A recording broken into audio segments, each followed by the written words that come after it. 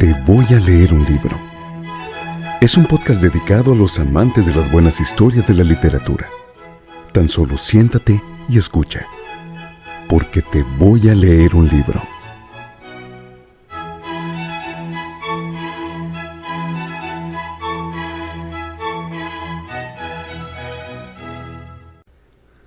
Todos los libros en este podcast están protegidos por las leyes de derechos reservados de autor. Este podcast se realiza sin fines de lucro. Nuestra única intención es compartir la buena literatura.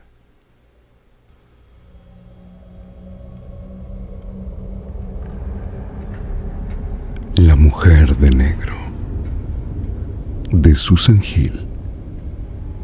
Copyright 1983. Editorial Edasa. La mujer de negro.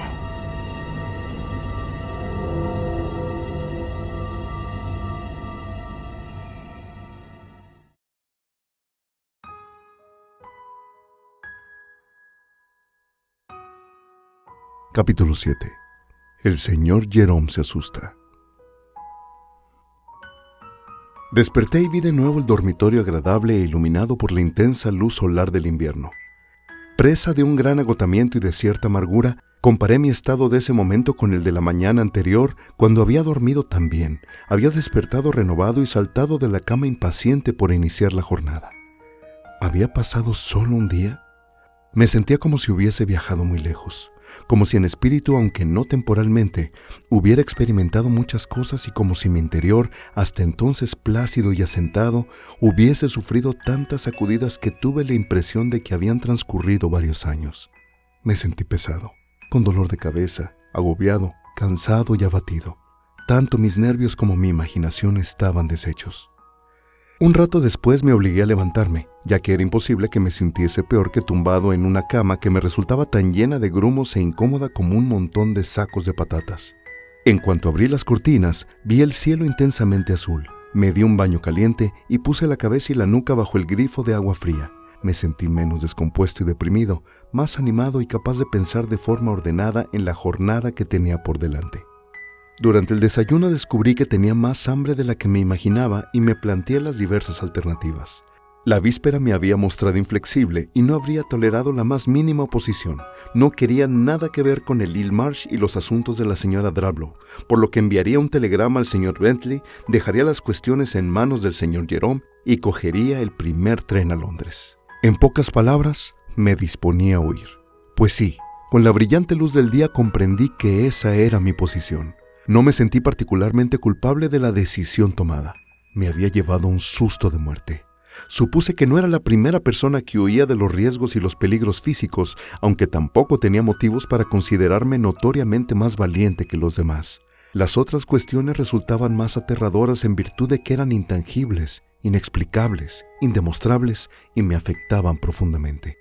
Empecé a darme cuenta que lo que más me había asustado, y a medida que aquella mañana evaluaba mis pensamientos y sentimientos, me seguía asustando no era lo que había visto, ya que no había nada intrínsecamente repelente ni horripilante en la mujer de rostro estragado. Es cierto que los sonidos espectrales que había oído en medio de la bruma me habían alterado sobremanera, pero fue mucho peor lo que emanó de esas cosas, la rodeó y surgió hasta hacerme sentir inseguro. Me refiero a una atmósfera, a una fuerza, a algo que no sé exactamente cómo describir, a la fuerza del mal, la suciedad, el terror, el sufrimiento, la malevolencia y la cólera enconada. No supe cómo afrontarlos. «Hoy notará que Critin está más tranquilo», comentó el posadero cuando se acercó a recoger mi plato y a rellenarme la taza de café. «Los días de mercado viene gente de varios kilómetros a la redonda. Hoy no pasará casi nada». Permaneció a mi lado unos segundos más. Me observó atentamente y me pareció imprescindible disculparme una vez más por haberlo obligado a levantarse de la cama y bajar a abrirme en plena madrugada. Meneó la cabeza y me dijo: «Verá, lo prefiero a que pase una mala noche en otra parte». A decir verdad, pasé una noche agitada por otras cuestiones. Al parecer, tuve una sobredosis de pesadillas y en un sentido general estuve inquieto. El posadero guardó silencio. «Creo que me vendría bien un poco de ejercicio al aire libre». Caminaré un par de kilómetros por el campo y contemplaré las granjas de algunos hombres que ayer se dedicaron a negociar en el mercado. Lo que quise decir fue que tenía pensado dar la espalda a las marismas y caminar resueltamente en dirección contraria.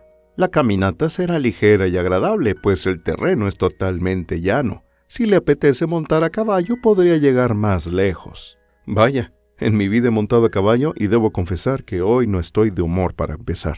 El posadero sonrió y de pronto sugirió: también puedo prestarle una buena bicicleta. Una bicicleta. El dueño de la Gifford Arms reparó en mi cambio de expresión. De niño había pedaleado mucho y grandes distancias. A veces Estela y yo cogíamos el tren que nos llevaba a alguna de las esclusas y recorríamos varios kilómetros, siguiendo el camino de sirga del Támesis, con la comida en las cestas de las bicicletas. La encontraré en el fondo, en el patio de atrás. Señor, si le apetece, úsela todo lo que quiera, concluyó el posadero antes de abandonar el comedor. La idea de pasear 1 o 2 horas en bicicleta, de quitarme las telarañas mentales y librarme de la dureza de la noche, de reponerme y de restablecerme, fue muy estimulante, y noté que mi estado de ánimo mejoraba.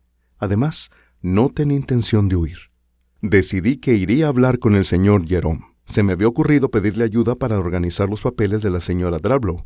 Tal vez podría prestarme al botones de su oficina, porque ahora tenía la certeza de que, a plena luz del día y acompañado, me sentía con fuerzas suficientes para volver a la casa de Hillmarsh. Regresaría al pueblo mucho antes de que anocheciese y trabajaría lo más metódica y eficazmente posible. Ni se me ocurriría dar un paseo en dirección al cementerio. Fue extraordinaria la forma en la que el bienestar físico mejoró el anímico, y cuando salí a la plaza del mercado volví a ser una persona normal, estable y contenta, al tiempo que cada tanto saltaba en mi interior una chispa de alegría ante la perspectiva del paseo en bicicleta. Di con la oficina de Horatio Jerome, agente de la propiedad de inmobiliario, 2 cuartos estrechos y de techos bajos, situados sobre la tienda de un comerciante de cereales en la calleja que se alejaba de la plaza. Aguardé la aparición de un ayudante o empleado al que dar mi nombre. No lo había. La oficina estaba en silencio y la sala de espera exterior se veía sucia y vacía. Tras esperar unos segundos, me dirigí hacia la única puerta cerrada que había y llamé. Se produjo una nueva pausa. Una silla rascó el suelo y sonaron varias pisadas rápidas. El señor Jerome abrió la puerta.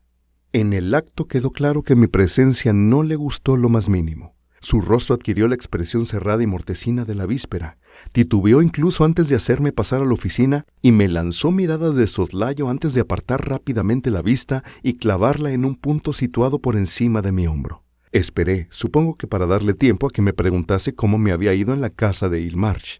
El agente inmobiliario permaneció en silencio, por lo que me dispuse a formular mi propuesta. Verá. No tenía idea, no sé si usted estaba al tanto, de la cantidad de documentos pertenecientes a la señora Drablow. Hay toneladas de papeles y aunque estoy seguro de que la mayor parte no son de utilidad, habrá que revisar del primero al último. Es evidente que a menos que me instale en Crithin Gifford, necesitaré ayuda. La expresión del señor Jerome fue de pánico. Echó la silla hacia atrás, alejándose de mí, mientras continuaba tras su desvencijado escritorio, lo que me llevó a pensar que de haber podido atravesar la pared y salir a la calle, el agente inmobiliario lo habría hecho. Señor Kipps, lamentablemente no puedo ofrecerle ayuda, desde luego que no. Ni se me ocurrió que me prestara personalmente ayuda, precisé con tono tranquilizador. De todos modos, es posible que cuente con algún ayudante joven. No dispongo de ningún tipo de asistente. Estoy totalmente solo. No puedo prestarle ninguna ayuda en este sentido. En tal caso, ayúdeme a encontrar a alguien. Seguramente en el pueblo hay un joven con 2 dedos de frente y deseoso de ganar un puñado de libras, al que pueda encomendar la tarea. Noté que las manos del señor Jerome, apoyadas a los lados de la silla, se movían, frotaban, se agitaban y se cerraban y abrían. Lo lamento. Este es un pueblo pequeño. Los jóvenes se marchan. No tienen oportunidades. Pues yo ofrezco una oportunidad, por muy temporal que sea. No encontrará a la persona adecuada. El señor Jerome prácticamente me gritó. Fue entonces cuando, con gran serenidad y con voz baja, apostillé. Señor Jerome, lo que está diciendo no es que no haya nadie disponible, sino que tanto en la aldea como en los alrededores no encontraré a alguien joven o a un adulto capacitado y en condiciones de hacer el trabajo por mucho que lleve a cabo una minuciosa búsqueda. Estoy seguro de que no habrá muchos postulantes, pero seguramente encontraremos 1 o 2 candidatos capacitados. Lo que hace es abstenerse de decir la verdad. que consiste en que no encontraré un alma dispuesta a desplazarse a la casa de Hill Marsh, por temor a que lo que se cuenta de ese lugar resulte cierto, por temor a encontrarse con lo que yo ya me he topado. Se impuso un silencio absoluto. El señor Jerome siguió moviendo las manos como si fuesen las garras de un animal que forcejea. Su frente clara y abombada estaba cubierta de sudor. Al final se puso en pie y en el camino estuvo a punto de tirar la silla. Se acercó a la estrecha ventana y a través del cristal sucio contempló las casas de la acera de enfrente y la calle tranquila que discurría más abajo. Sin dejar de darme la espalda, finalmente dijo: Keckwick fue a buscarlo. Así es, y me sentí más agradecido de lo que puedo expresar. No hay nada que Keckwick desconozca sobre la casa de Hill Marsh. ¿Debo deducir de sus palabras que a veces fue a buscar y trasladó a la señora Drablow? El agente inmobiliario asintió. La señora Drablow no veía a nadie más, a ningún otro. Su voz se convirtió en un murmullo imperceptible. Querrá decir a otra alma viviente, puntualicé sin inmutarme. Cuando volví a tomar la palabra, el señor Jerome lo hizo con tono ronco y cansado. Se cuentan historias, anécdotas, por no hablar de todas esas tonterías. Me lo creo. Ese lugar engendra carretadas de monstruos de las marismas, seres de las profundidades y fuegos fatuos, que en su mayor parte podemos desdeñar. En su mayor parte, sí, pero no en su totalidad. Usted vio a la mujer en el camposanto, y volví a verla. Ayer por la tarde, después de que Keckwick me dejara, di un paseo por los contornos de la casa de Hill Marsh. La mujer estaba en el viejo cementerio. ¿A qué corresponden las ruinas? ¿A una iglesia o a una capilla?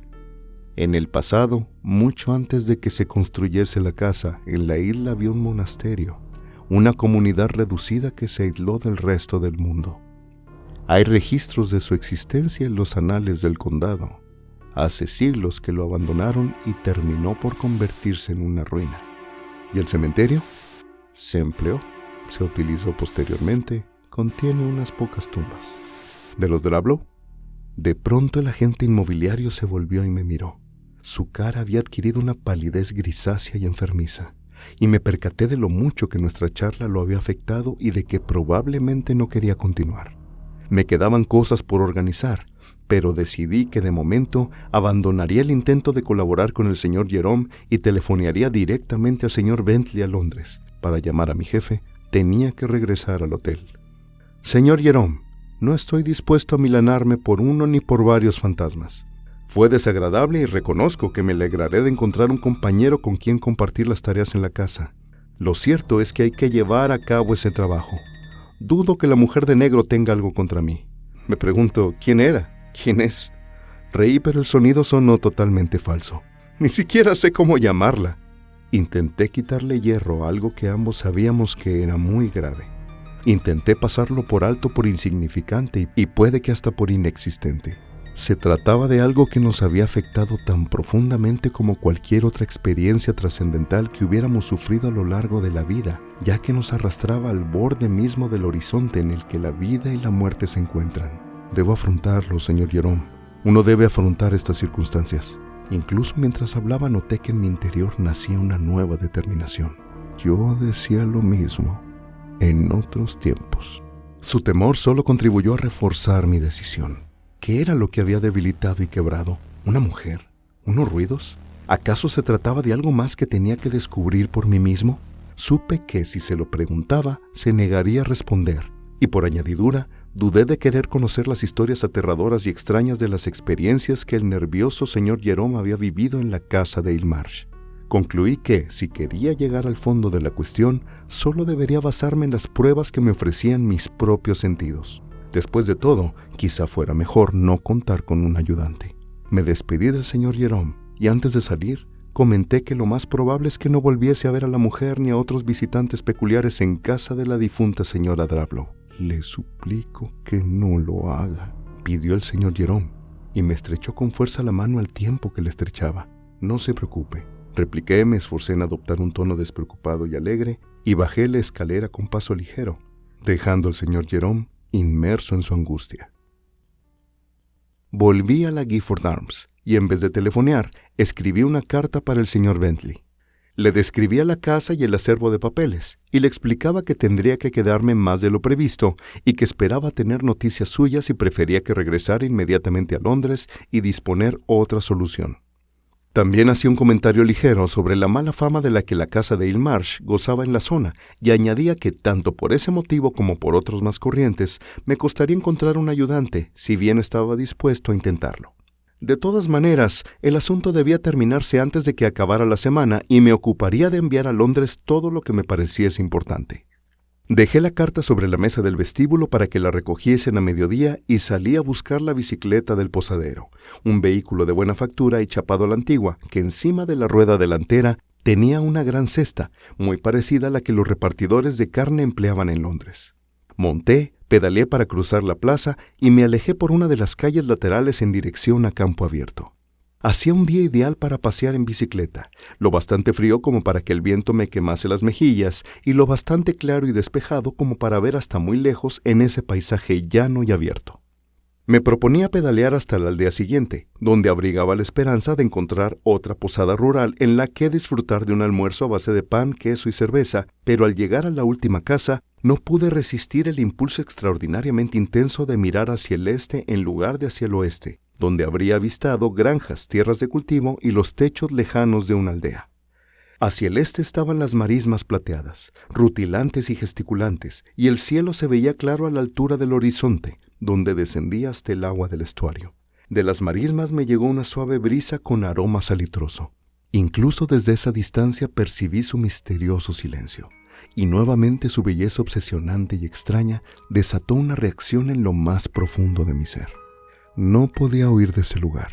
Tendría que regresar. No lo haré ahora, sino pronto. Había sucumbido a esa clase de influjo que ciertos lugares desprenden y que atrajo hacia sí mismo mi persona, mis fantaseos, mis anhelos, mi curiosidad y todo mi espíritu. Durante un buen rato contemplé ese lugar y me di cuenta de lo que me sucedía. Mis emociones se habían vuelto tan vaporosas y agudas. Mis reacciones nerviosas estaban tan a flor de piel y eran tan veloces y agudas que estaba viviendo en otra dimensión. Tuve la impresión de que el corazón me latía más deprisa, mi paso se volvía más presto y cuando veía era más intenso, como el perfil más agudo y exactamente definido. Todo eso me había ocurrido desde el día anterior. Me había preguntado si había cambiado en algún aspecto fundamental de tal modo que cuando regresase a mi casa, los amigos y la familia advertirían el cambio. Me sentí mayor y como un hombre sometido a juicio, un poco temeroso y otro tanto asombrado, emocionado y totalmente esclavizado. Para contener ese estado emocional agudizado y mantener mi equilibrio habitual, decidí hacer ejercicio, por lo que le di la vuelta a la bicicleta, volví a montar, pedaleé por el camino rural y di enérgicamente la espalda a las marismas.